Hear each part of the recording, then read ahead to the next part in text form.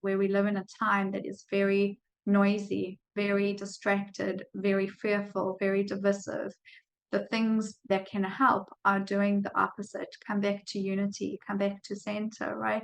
Come back to mindfulness, come back to practices that leave you feeling spiritually, physically, mentally, emotionally replenished, so that you can move through a world that is maybe a bit fearful and a bit locked in like that state of Buddhism that we're talking about, where you're not seeing the picture kind of clearly.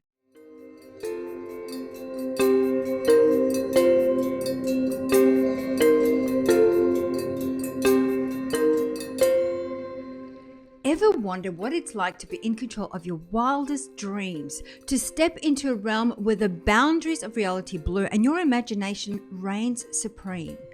Prepare to be enchanted as we embark on a captivating interview with Athena Laz, a luminary in the world of lucid dreaming.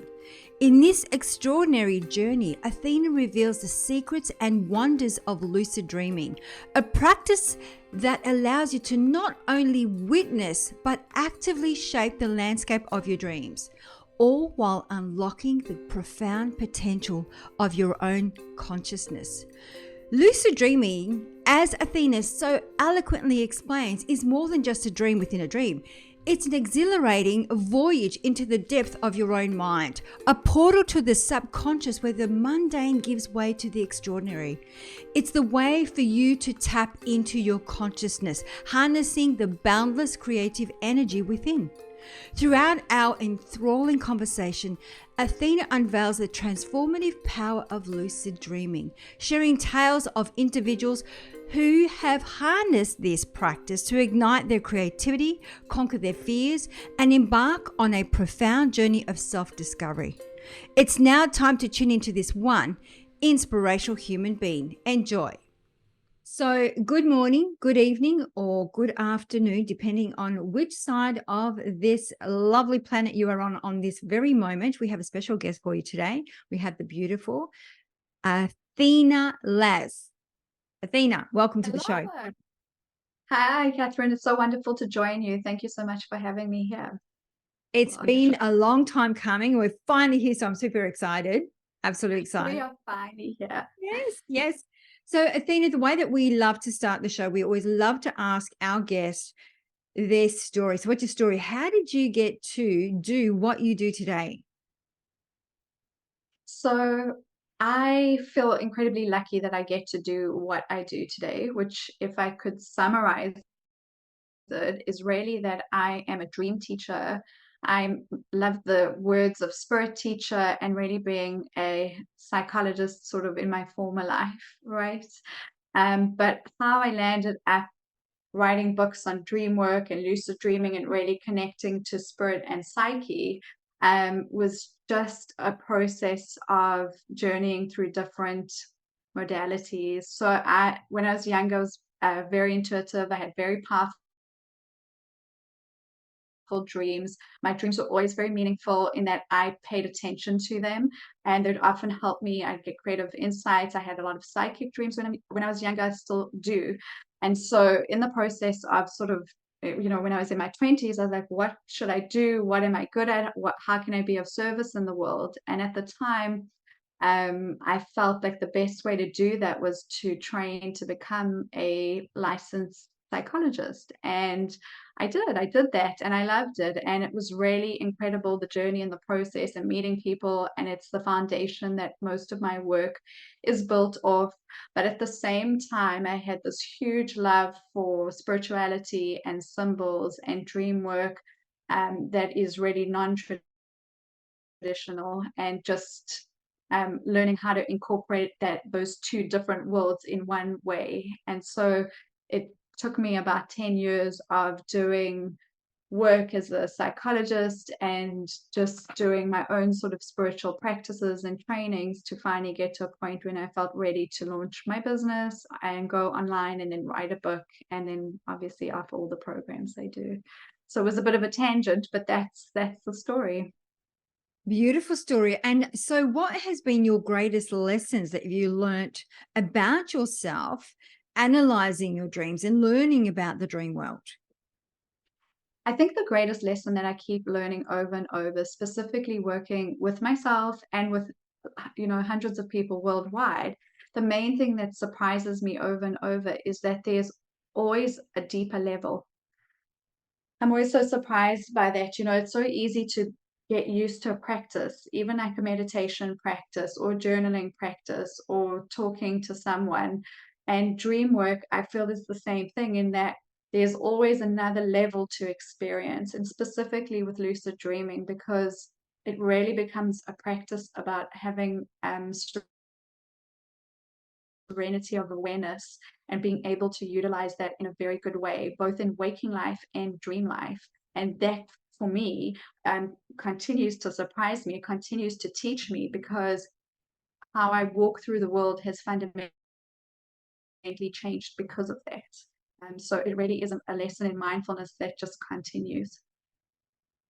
How did you learn to decode your dreams? Because I know, like, I remember years ago, I used to go into, if I had a dream, which I have lots of dreams, by the way, but I would look it up in a book. And, so there's different cultures as well. So my background's French. We have different meanings. If you have, for example, if you dream of somebody passing away, you're extending their life.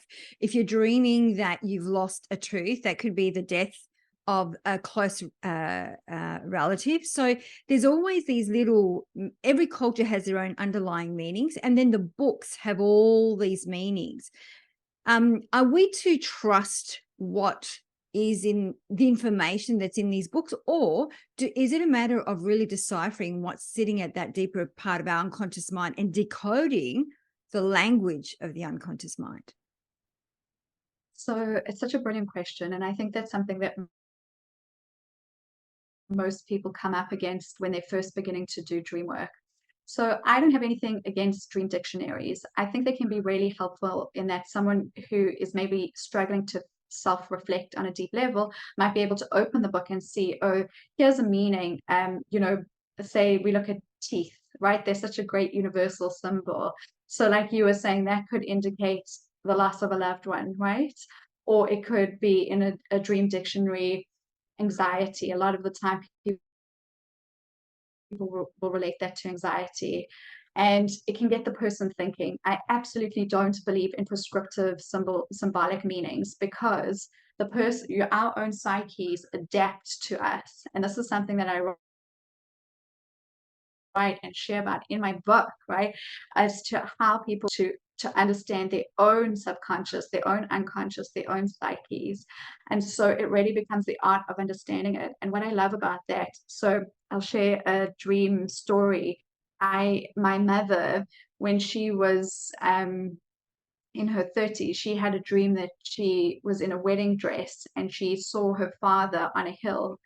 And 2 days later, my grandfather, her father, passed away. And so every time my mother has a dream now where she had a wedding dress as a symbol is prominent, for her, she knows that that kind of means that someone around her, um, there's death is likely, right? And it has maintained for her in that way. So she doesn't have these dreams weekly. It isn't something that happens all the time. It's not present for every single person who passes away, but sometimes she'll wake up and she'll know that that is a pivotal dream.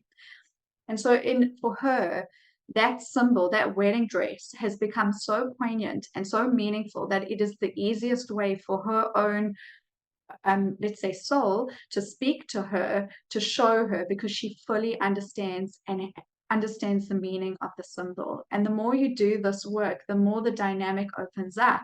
And so if I have a dream of a wedding dress, I don't take the same meaning on, although now, because my mother shared that story with me, it's very likely that that will probably be the same thing for me. So when people automatically go to a symbol or like a book, and they say, oh, okay, teeth mean this is the absolute meaning, or car, that's what a car means. I think they can be helpful to go, oh, maybe could that mean the same thing for me? But I would not take it at face value. You have to look at the whole dream. You just triggered a memory that my sister and I, we both had, when our grandfather passed away, we both dreamt of dolphins the night before. And we still, like, I remember us talking about it And it was interesting how we both had the same dream at the same time. And then that Right. he passed away. So I haven't dreamt of dolphins for quite some time. So I wonder whether that's going to be a signature for me assessing my dreams.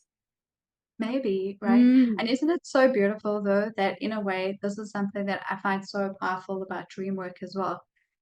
It's two separate people, you and your sister, both having the same dream about someone you're so deeply connected to. When we step into the realm of dreaming, we're really stepping into something so much bigger than we can comprehend, I feel, and we're so interconnected. It's something that I love about dreaming.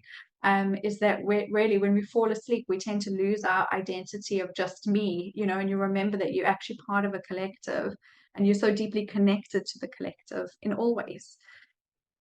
What are your thoughts about this? I'm hearing a lot because of the shift that's happening as a collective. Right. I'm hearing, including myself, experiencing not sleeping. And I know that that would probably tie in with dreaming if you're actually not having a good night's sleep. But a few people I have spoken to have waking moments where, for me, I'll get up at between 2 and 3 every single morning, wide awake. And the dreams are so vivid that it's almost like the person is sitting beside me. Now, I'm hearing a lot more of that's happening. What are your thoughts about that as a collective, as we are raising our level of consciousness? What are your thoughts? I think it's very much the I felt that during the pandemic specifically, everyone was forced back into sleeping and dreaming in so many ways, right?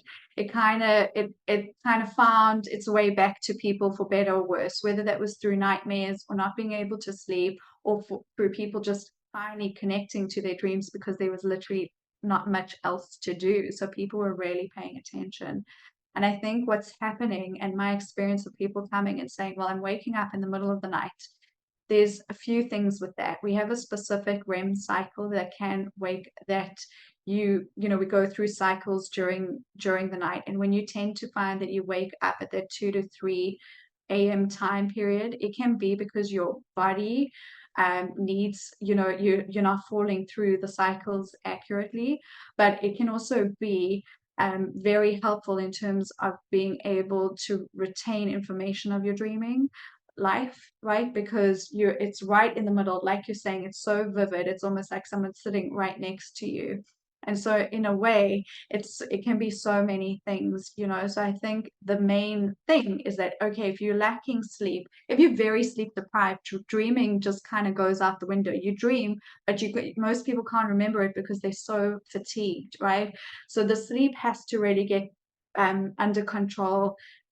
What people know, the practices as to how to get good sleep, well, they're actually innate practices. We need quiet spaces, dark rooms. We need to not be consuming really negative information before bed in order to incubate good sleep, right? And then obviously, if there's a lot of anxiety during the day, to try and calm that before sleep so that the thinking doesn't carry through. But then when it comes into the dreaming and waking up at 2 or 3, that's really, like, for me, I would say pay attention, because there's something there that really wants to get your attention. And it's a really great thing if you want to practice lucid dreaming, because you're awake, and it's very easy then to slip back into it at that time. So I think I bombarded you with a lot of information there, but I haven't answered what you No, were asking. it's a great segue because lucid dreaming is that thing that I was telling you about that we've never spoken on the show in the last 7 years. It's something that gets spoken about, but we never really unpack it. Like, I don't really understand it. So I'd love to get a brief overview of what is lucid dreaming. So lucid dreaming at its most simple core is when you find yourself fast asleep, your body is asleep, but your mind is awake. Mind is actually probably not the right word. Let's just say consciousness. So you find yourself in a dream, right? And you're dreaming. And then all of a sudden, there's something happens that triggers a self reflective thought like, oh, wait, my sister doesn't have a pool in her house. Where am I? Wait, I'm dreaming. And then you recognize, okay, well, this is the dream. I'm in the dream. And then as you do the practice, the art and the goal of it is to retain lucidity throughout the whole dream. So that's it. That's what it is. And you said it's a practice, right? So what specifically, so as you alluded to before, if I wake up at 2 to 3 between 2 and 3 in the morning, I can start practicing lucid dreaming. So what specifically am I doing? So it's very, very helpful. If you're waking up between the 2 and 3 time period and you're not getting out of bed, right? It can be easier to fall into a lucid dream. If you get up and say go to the bathroom and come back to bed, then it's like trying to do the practice at a regular sleep time. So what happens when you're waking up, there's an in-between stage between dreaming and wakefulness. It's called the hypnopompic state of sleep, right? And for most people, when you're waking up at that 2 to 3 a.m. time period, you're often kind of aware of that in between period. It's why you can sometimes see things in the room with you, and they're very vivid and it's real, but you can have awareness of the room around you at the same time. So it's like you're seeing two realities in one go. If that's the case, it's very easy then to just allow yourself to fall back asleep, and at the same time, you focus your attention on remaining aware. And so you'll notice that your body will go back to sleep, but your consciousness stays aware. And so in my book, The Alchemy of Your Dreams, I outline a practice in one of the chapters. I think it's like chapter 6 or 7, but it's literally all about the in between. And I teach people how to do the exact steps. But that is what I've kind of shared here is exactly the main thing you do. You just have to try and fall asleep and focus your attention. So it's simple, but it can be difficult. Okay, simple and difficult. So I are you saying that we can, so what's the purpose of lucid dreaming? I'm just trying to understand it, because so you're in between states. So you've got your dream state and your wake state. So you close your eyes, you go back to sleep with a level of awareness. And then what do you do then? Like, how do you use lucid dreaming? Because I know people use it for creative work. I know people, artists, they say that they get their best art ideas in lucid dreaming, or personal or professional growth, or if they sit with a problem in lucid dreaming, they're tapping into different levels of consciousness. Right. So there's so many things. So what do we do in that state that's going to be something that we can apply, but also something that's going to help us grow? It, so, like you're saying, it is such a huge realm of possibility as to what you can do in the space. And so I always tell people at the beginning, right, for people just wanting to try lucid dreaming and they're just wanting to see what the experience is, it can be so exhilarating to do something fun for the first couple of lucid dreams. So you find yourself in a dream, right?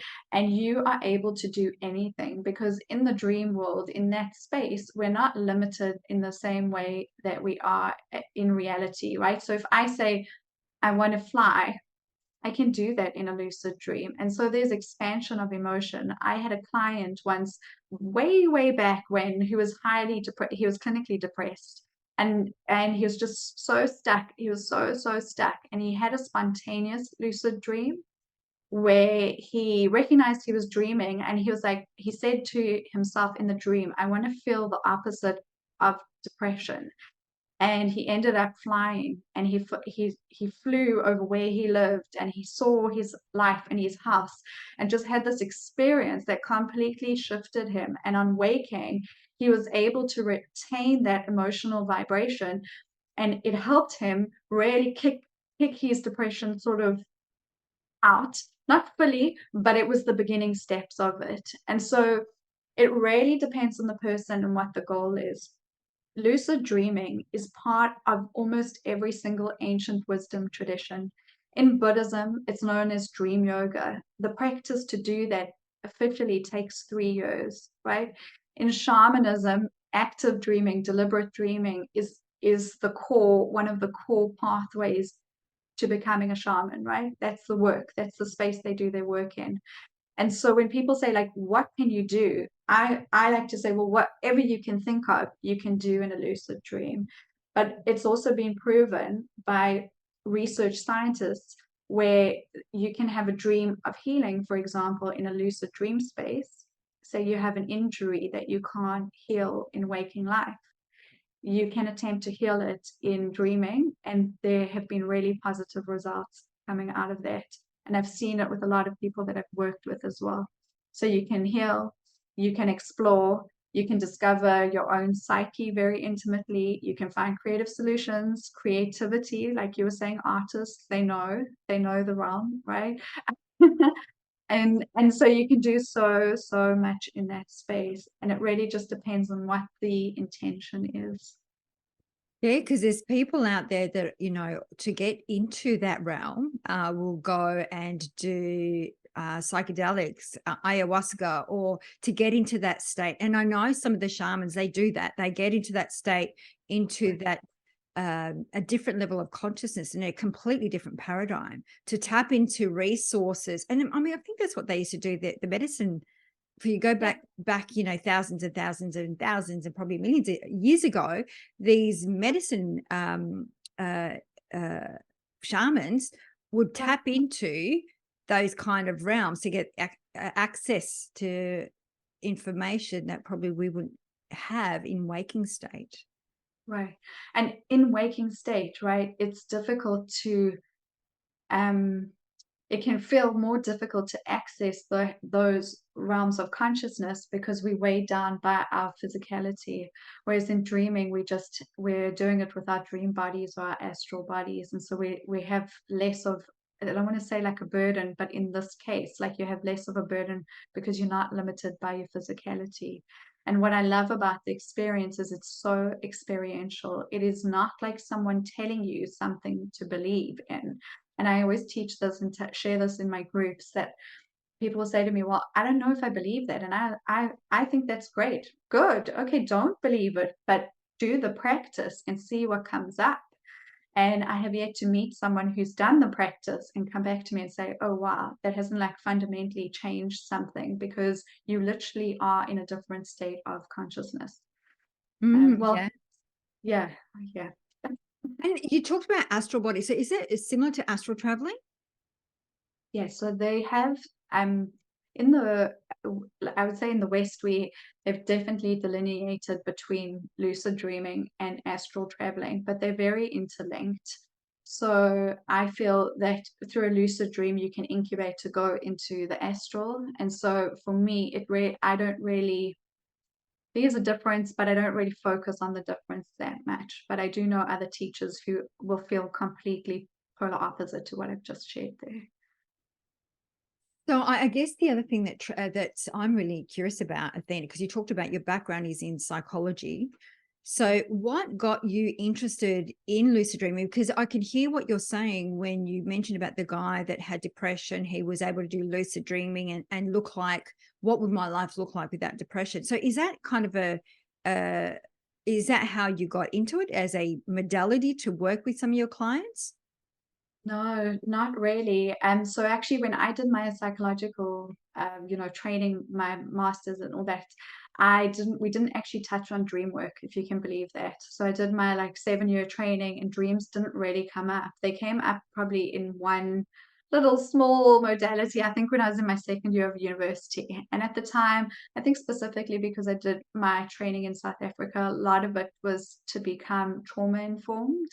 And so we did a lot, I did a lot of training around trauma and and modalities like that that would help. But I've been a natural lucid dreamer since I was a child. And so it just has been with me my whole life. And then when I was in my 20s, I went through a patch where my early 20s, I was just quite wild. I partied way too much. I didn't know what I wanted to do. I felt like I was lost. I kind of had that typical story. And I couldn't lucid dream at that time. And I know it's because I was just like way too frenetic in terms of mindfulness, and also probably just partying too much and going to sleep and not paying attention to dreaming. So that's actually really where the lucid dream love has come. It's been with me my whole life. But now, in a sort of full circle moment, the timing right now is that there are so many therapists and psychologists and practitioners who understand the importance of lucid dreaming and are now bringing it into the therapy world. And so they're doing it in the frame that fits that world, which is good. They're doing it with a lot of veterans, a lot of people who have complex PTSD, really bad nightmares. These are huge applications because if you're someone who's suffering from nightmares, say a repetitive nightmare over and over, and you cannot shake it, and you've done the work in waking life, or you haven't done the work, doesn't matter. In a lucid dream, if you can become aware of the fact, oh, I'm actually just dreaming this. This dream isn't real. You can dissolve the dream. And so say the dream characters are running at you, they're shooting you, or whatever the situation is, you can literally stop it. You can just say stop and everything will stop. And so that is so hugely empowering. And so the applications for it are really, I feel, quite profound in I any I setting. um I have heard of that. I've heard there's an organization, MAPS, where they actually work with people that got PTSD, and but they use a little. I think they use different methodologies as well. But I've heard also people getting people into a dream state, and then it's almost like giving them a guided meditation to take them out of that trauma, and out of that labyrinth that they keep going around, and into a different environment, and work with them in that space. It's quite profound. And for me, it's really, the benefits are endless. Yeah, endless. Exactly. Yeah. So what have been some stories that you've experienced with some of your clients, the benefits of lucid dreaming? What's one that really comes to mind? So recently, I run a 9-month dream group where we dream as a group. That is an intention that we hold, and we do it. Hopefully, by the end of the year, everyone can dream as the group, right? And in one of my, I'm sure she wouldn't mind me sharing, but so in one of the groups, I've had someone who had a very chronic illness that does not currently have a cure, and she has reversed her illness through lucid dreaming. And so that's within we've done it in 5 months. I will say though that she is someone that is incredibly mindful in she had a high level of mindfulness and a good meditation practice before she began dream work. So in a way, she wasn't starting at what I would call sort of square level, level one. So it was easy for her to fall into a lucid dream space. And a lot of stuff came up for her as to like why her illness was happening in the first place. And that came up in a dream, a symbolic dream. We worked with it in waking life. And then she went into a lucid dream to intentionally incubate healing. And it has happened for her. And so it's wild. I mean, it's incredible. This is going to be a long time in the Jungian Institute, Carl Jung's work. They used to do a lot of the dream work, and something similar to that, where this lady was recording, journaling her dreams. She passed away though, this lady, but they what they did, they went back and studied her dreams. She actually gave them the journals. She passed away of cancer, but they could track all the information she was receiving, and to the point where she was transitioned. So it was like, it was a story, and a beautiful story. And I remember the teacher sitting there telling us, and I had like tears pouring down my eyes, because it is true. Our dreams are constantly speaking to us. It's whether we are, like I say, mindfully enough, and have enough pause moments in our life where we can actually maybe decipher with what's going on. But how do you find it? Because everyone's on speed dial all the time, whether it's social media, and obviously that would have an impact on us tapping into that different level of consciousness. Yeah. Definitely. Fully agree with you there. And it's just so amazing. I think it's a word that I think doesn't really get thrown around a lot in the self-help space, but I think it needs to begin to is that we need discipline, right? Not discipline as in punishment, but like discipline as in, okay, we know that distraction is not good for us. We know that when we are sitting on social media for hours and hours, it's doing stuff to our mind. We're hitting like a dopamine, and then and then depending on what you're watching, and if not, then it's like fear, fear, fear. And so, in a world full of instant gratification and distraction, and everything happening at warp time, it is so difficult to tell people to slow down, to be able to integrate what they are experiencing. But what I find is one of the biggest motivators, and something that I love to share with people, if you knew you had this benevolent guide speaking to you, sharing the most helpful path forward, the one that is the most easy, the most spiritually profound for your own growth, would you just dismiss that guide if they walked into the room and sat down and you knew without a doubt that they actually were there for a good benefit? Most people say no, like they would pay attention. And so I would say, if you can just commit 5 minutes every morning to doing a simple dream practice, that usually is enough to kick people into wanting to explore it further, because so much already comes up. But it does take discipline. It takes a sort of self-discipline of saying, okay, I'm not going to choose to be distracted by social media. I'm going to choose to try and respect my sleep, and I'm going to try and respect the way I wake up as well. But it is a choice, I guess. We had a gentleman, Michael Lennox, on the show who actually talks about astrology and dreaming in the combination of the two. But he was talking about a daily practice, just in the morning, trying to remember your dreams, just doing that. Your consciousness will go, oh, she's really serious here. And then the more you start doing this work, the more that your consciousness and your soul will help you decipher or decode your dreams, which I love. And it goes back to what you were talking about. You had this group where you're working through, and that you hope that by the end of the year you can do group dreaming, Right. which made me think of Lynn McTaggart, who's also coming on the show, the power of eight and the intention. So are you saying that together as a group, setting the intention of dreaming together will increase the power or the energy of lucid dreaming? So whatever it is that we're working on ourselves, whether it's healing our body, in growth in some way, is going to expand? It's kind of like that, but not exactly. So in my dream groups, the intention that we hold is to meet in the dreamscape lucidly. So say you and I fall asleep tonight. I know it would be difficult with the time difference, right?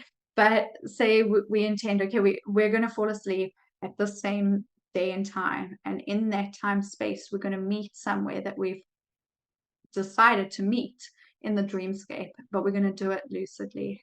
That's what I'm talking about in terms of dreaming as a group, right? It's more like dream traveling. But what I will say is that the intention that you were speaking about, what I think it sounds like, because I'm not aware of her work, right, is that we also dream as a group, in that we set the intention that we are dreaming as a group. And what happens is that most of the time there's sort of some group connection. So even though it's strangers from all over the world, there's always some thread that seems to weave everyone together as a group. And it usually comes up through everybody's stories and dreaming. And then the process kind of takes a life of its own. And what will often happen, and does happen in the groups, and this is, I guess, something that is, links back to psychology, is that if I share it, say a story of something that I'm going through with you, you might have a dream about me and that healing, or something that might happen that you then share in the group, and then we work with that information as well. So in that way, you are dreaming as a group, but it's not like a literal dreaming. So what do you do? So you meet as a group. Your intention is that you're going to go to sleep. You're going to meet in this place, whatever that place is, and then you meet as a group. So once you're in that state, what are you actually working on? I decide that with the groups per year. So depending on what like the group wants to do and what they need to do, and then the intention that we set for the dream weave, it's really part of the I guess the like joy of of having specific groups per year. Are you able to give us a bit of an example of what some of those, like some of those group themes may be, for example? Yes, we could. So say we wanted to do it, you and I, right? We could meet together and we could go to Egypt. We could say, okay, we're going to travel to Egypt. Let's see what that's like. But we wouldn't travel there. We would incubate it. We would say, we'll be in Egypt, and then that's where we'll be. And then do you then get together after you've done that? So you just said that you're in Egypt, for example, and then after, and then you just experience whatever comes to the individual in Egypt. And then you come together and you share your experiences and maybe some information that may have come your way about the individual within the group. Is that correct? It can kind of be like that. It's easier to think about it almost like we were actually traveling to Egypt. Say you and I were traveling, we're on the bus there, wherever we're in Egypt, and we're standing at the pyramid. If we have good lucidity, we would remain together in the same space, right? We'd be able to talk to one another, we'd be able to discuss what we're doing in real time. In dreaming, it's the same. But what happens is that in dreaming, the lucidity is often lost. So people can easily fall out of lucidity because when you get excited, for example, or you feel fear, something makes you feel fear in the dream, you can, like, your emotions can knock you out of that realm and you can lose lucidity. And in that case, as a group, um, you will see the change in that, right? And that person losing the lucidity. I once read a paper, it's written by a great teacher, and he said that he remembered he was lucid dreaming and he decided he wanted to visit one of his friends who was also a very good lucid dreamer, but like you don't lucid dream every single night. It's a huge, it would be wonderful if that was the case, but it takes really like a good level of awareness, I guess. And he said he remembered seeing his lucid dreamer friend in the dreamscape, and he kind of just looked like he was asleep. He was a little drunk. And then on waking, he said he emailed him and said, I saw you in your dreaming. And he said, well, what was I doing? And he said, you just looked like you were completely asleep. But he could tell him about symbols that were happening, and he could remember them. So it's a very mysterious, a very mystical space to be in. And it's also one that is highly experiential. It's available to all of us at all time, but I think it's important to also be guided by people who know what they're doing, at least at the beginning. So you're saying that any emotion, so really we need to step into lucid dreaming as an observer and not get excited and not get upset and not fear. Otherwise it pulls us out of the lucid dream. Is that correct? It can, yes, it can, right? So that's why I think mindfulness and a meditation practice go hand in hand with lucid dreaming. So, in meditation, you sit there, say, let's say Zen meditation, you're just sitting and you're seeing what's arising, and maybe a thought comes up, and then all of a sudden you're thinking about some person that's pissed you off and you're angry all of a sudden, right? And in that moment, that anger is so real. And so in dreaming, in lucid dreaming, you find yourself, oh, this is a dream. Oh my gosh, this is so exciting. If you get too excited, you can often just wake yourself up. It's like the excitement just knocks your consciousness right back into your waking body. And so any emotion that's very charged, right? It doesn't need to be a negative, well, negative, it doesn't need to be fear. It can even be like intense exhilaration can knock you back into waking life. So it is helpful to retain a sort of level of, I don't want to say like mindfulness, but you sort of it's emotional regulation. You're regulating your emotions, or what feel like your emotions, even in the dream space, so that you can retain your lucidity. Mm. And you mentioned symbols. So when you were talking about this guy that went in and saw this other guy in the dream and was able to decipher some symbols, who actually decodes the symbols? The person that does the lucid dreaming, or gives the symbols to the person that was in the dream for them to decipher it? Because obviously because I think about symbols, I even think about words, they all have different vibrational frequencies. They mean different things to different people. So how does that work in that space? In that space, I wouldn't really recommend interacting. So with the example, it was kind of, he was friends with this guy who was a really good lucid dreamer, and so because they were friends, they had that discussion. As other lucid dreamers, if you happen to say you stumble on someone else's dreaming, which I doubt will happen at the beginning anyway, he intentionally incubated the intention to meet his friend in that dream, and that is exactly what happened, right? So say you intend to meet someone who is in the dream and they are not lucid. I don't think that's a space that people should be lightly interacting with or without the other person's permission. So like it's a level that I just don't think should really be done. So the symbol wouldn't be, you could say, well, I've seen this, but I think it kind of comes down to like a level of ethics, you know? So I would say the person who's lucid retains their lucidity and memory and then shares that experience if they want to. But, you know, if the person, not if they want to, but if the person has kind of requested it. So say I have, sometimes people will request information, or they will be stuck on something, much like how you would say go to, you know, if you went to like a psychic or a medium in waking life, you're giving this person permission to tap into consciousness for you, right? But you're giving them permission to do that. You're saying like, I'm here, I'm ready to hear and receive, and then it's your choice whether you believe what they're saying or not. In dreaming, we can access the collective unconscious and collective consciousness. And so there is a level of being able to do that, right? But I would again, it's like you go to someone that you trust and not something, yeah. Mm.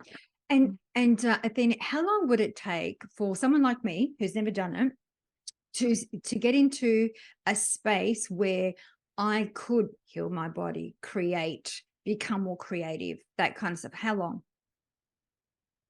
Think actually very quickly if you were very dedicated to it. But again, some people find it very easy and other people find it very difficult. So I've had people who will come and try and lucid dream and they will not have one lucid dream in the entire 9 months. Had other people that will join in within 2 days, they're having lucid dreams, right? This is a pathway and hopefully a practice that is actually lifelong, very much like how a mindfulness practice or a meditation practice can be a lifelong one, right? Every day you greet the day, there's something new. And so, in terms of timing, what I do tend to tell people is that don't get despondent if you try and you're not successful at the beginning. It's also very hard. Imagine for all the time you've spent, right? So I'm 38 now. If I had never had a lucid dream, those would be 38 years of my life that I have not practiced the skill set. And then all of a sudden, I'm putting pressure on myself to be like brilliant at this thing. Maybe that can happen, and it does happen for people because a lot of it is about awareness, consciousness, and belief. But at other times, it can feel very difficult, and even for people who practice it. So I practice lucid dreaming. I deliberately do the practices to dream. I still go through periods where if I'm very tired or something very stressful in my waking life has come up, that I will find it difficult to do that because it can be difficult. So it's really hard to give like a clear here's the answer. There isn't one, you know? Yeah, of course, and that makes a lot of sense. So you were talking about symbology as well. So in part of your teachings, do you teach the specific symbols? Because I know you were talking, it's open to interpretation, and it is dependent on what experience we have. So how does that link in with the stuff that you teach from a symbol perspective? So I love symbols. Symbols are such beautiful things that we get to interact with, right? I teach in a very, I guess, simple way in that the symbols that we are interacting with, we have collective symbols like you were talking about earlier, and we have personal symbols, and then we have symbols that come to us that are really transformative. They come from the soul, and there it's up to us to understand, well, not understand, but to journey with them so that we can get to the insight and the integration that we need within. And so when I teach people how to work with their own symbols, it's really, again, a process of writing down dreams that, like you were saying earlier, oh wow, this person is really serious. The psyche says that, oh wow, they're actually paying attention. They're listening to me for a change. So I'm really going to work with them now. It's like a guide, like, oh wow, they're finally listening to me. What can I tell them? What can I tell them? What's the most important thing to tell them right now? Right. And so the people begin with writing down their dreams, seeing what the repetitive symbols are, if there are any, seeing the repetitive themes that come up, and then working with those in waking life. So to make it concrete for anyone listening, say if you have, I think all of us can kind of empathize with this experience where you have a dream where someone is chasing you, or you are, right, you're being chased, or you have to be somewhere, but like things get in the way. You can't find your keys, or you've lost the train ticket, or the train's about to leave, or whatever it is, that feeling of being like not in the right place or being chased. Those kind of dreams are so helpful because when we wake up, the symbols are so obvious in nature, right? The train that's moving forward, you can't find the ticket for forward movement. What is it that's getting in the way, right? Okay, that's one helpful way of looking at the symbol. Oh, we're being chased by something. Okay, what's the thing chasing you? If you could turn around and look at it and speak to it, what would it say to you? And those are such easy ways to work with the symbols in waking life. And those kind of questions are open-ended questions. And they most of the time people will come up with incredible answers. I never give answers. I never give answers. My amazing dreamers, my dream clients, they come up with their own incredible insights. And sometimes if there's something that is really out of consciousness, out of awareness, let's say, like we can all have our blind spots, then it becomes really apparent because the symbol becomes repetitive or louder and louder. So it's very much an art, I feel, dream work. It's an art of working with symbols. There isn't like one clear way. There isn't, I mean, I do share an ABC method in my book, which I think is really helpful. But that is really the beginning point.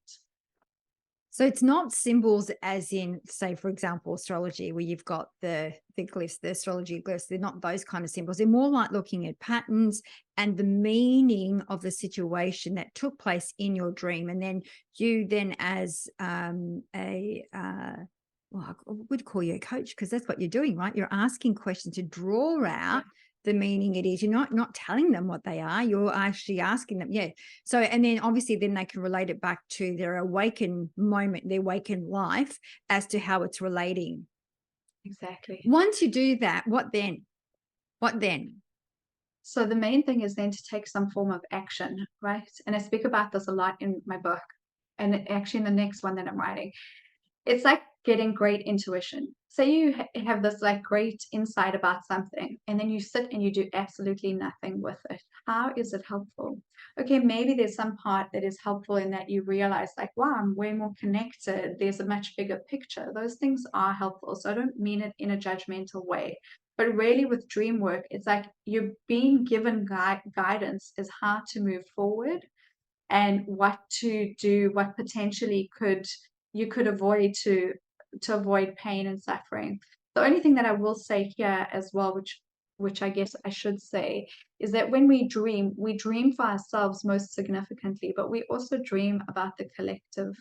And that's something where I think the symbols come in, and that where we can get into a very interesting space, which I guess in Jungian terms they would probably call that like the alchemy of it, where it's very specific symbols actually, and they come up into the psyche in very specific ways. And so that is a huge realm, and I do go there with people who are at that space, but I wouldn't say that's for everyone. Some cultures say that we are our reality is in the dream state, not in awakened state. And this is where we can, if we can start working in that realm and start tapping into that level of consciousness, that is how we can bring from the reality, the dream world, the dream state, into our physical reality. Absolutely, right. And it's something that I share about in my book. And it's actually interesting that we're talking about this. So just before we did this podcast, my husband's on vacation and we went to one of the thrift stores down the road from us, and I found this great little dream book, and it was all about the Zohar, which is Jewish mysticism. And so the page that I randomly opened up on was on how the 99, what this author wrote as the 99% reality is the other reality. It's the other realms of spiritual consciousness, let's say spiritual consciousness or higher consciousness, whatever word suits, right? We are in the 1% right now. You and I talking right now, the reality, the table, the wall, this is the 1%. The real stuff is there. But we spend that time, our time, which is when we're sleeping, right? Or when we're meditating, most of us spend our time unconscious in that space. We are not lucid, we are not aware, we are not awake. In Buddhism, the entire, well, actually, maybe I don't know if I can say that with full force, but let's just say in Buddhism, a lot of the goal of it is to become enlightened. It's to have lucidity of awareness so that when you die, when you pass away, what they call the bardo state, the after state of death, right, is like a dream. They all say it, it's dreamlike. And if you can retain your lucidity, you are not reincarnating without consciousness. You have some awareness, or you can transcend, meaning like you're not coming back. You're going wherever else, right? To the different realms of consciousness or being, let's say being, I think sounds um, makes more sense in my mind. So it's such a beautiful, huge realm of possibility, and it's an experiential one, which is what I love about it. Yeah, I'm agreeing with you because I used to do a lot of go to a lot of the Buddhist centers and do lots of meditation. They used to talk about the Buddha consciousness or Buddha level, and that Mhm. when we get attached to things, material things, emotions, sometimes we get actually almost locked Yeah. into this state, and we're not moving or ascending to the next level of consciousness. So, yeah, I remember those stories They're very very clearly. powerful stories, right? It's so hard though, and I think part of it is also like remembering our humanness of it. And something that I've very much been thinking about is that, we do live in a material plane. Like my father-in-law always jokes with me when I say, well, maybe the 99% is more important. And he said, well, if someone came and just chopped off your hand, you would really feel it in the 1%, you would, absolutely. But this is the balance that we kind of all find ourselves in. And I think coming back to what we were saying earlier, where we live in a time that is very noisy, very distracted, very fearful, very divisive, the things that can help are doing the opposite. Come back to unity, come back to center, right? Come back to mindfulness, come back to practices that leave you feeling spiritually, physically, mentally, emotionally replenished so that you can move through a world that is maybe a bit fearful and a bit locked in like that state of Buddhism that we're talking about, where you're not seeing the picture kind of clearly. And I could see that probably that was more attainable some years ago, but now with social media, I think it pulls people out of their center, if anything. And so I find that that's something that is we need to really reinforce about the practice of going from within and doing the work, because that's all that really exists. I'm conscious of your time as well. And before Thank you. we go, I did want to really unpack two things: a little bit about your dream circles that you facilitate, and a little bit more about your book. Sure. Thank you. And so the book is called The Alchemy of Your Dreams, and it's available everywhere. And it's really a guide, it's a beginner's guide to the art of interpretation and lucid dreaming. And in terms of the dream group, it's a dream group called the Dream Weave. It's a 9-month program. It's going to be open for um, next year's intake in about 2 weeks' time. So anyone who's listening and who feels ready to do it, I highly recommend you join us. It's a WOW program, and it is a program that are just one thing. It's not a recorded online program. People are present. We come and we are in circle together, and I have yet to have one person drop out or not attend, because the groups really become like a strong community to move through life. So that's it. And then in terms of social media, even though I've said all these things about social media, because we live in the duality, people can find me under Athena Laz. And we'll have all of that in the show notes. So, the way that we love to wrap up the show, Athena, is ask you to leave our audience 3 shiny golden nuggets. So, what would be those 3 practical exercises or 3 I can't talk this morning, golden nuggets that you would like to leave for our listeners today? Thank you. So the first thing I'd like to say, I guess the one nugget I would say is just to really become mindful of how you move through the world and what triggers. The second is to be self-compassionate so that when things do trigger, to come back to a state of love and peace. And the third one is to have more joy. I love all 3 of them. And Athena, I can't thank you enough for coming on the show. It's been amazing. I love learning more about it. I'm very curious about it, actually. And like I said, we've never talked about lucid dreaming, and I'm sure people are going to reach out. So thank you so much for your time, your energy. I'm so glad we finally got to get you coming on the show. So it happened. So thank you. Thank you so much, Catherine. And I know it's really early for you. So thank you for waking up and being so present and asking such great questions. Thank you. Thank you.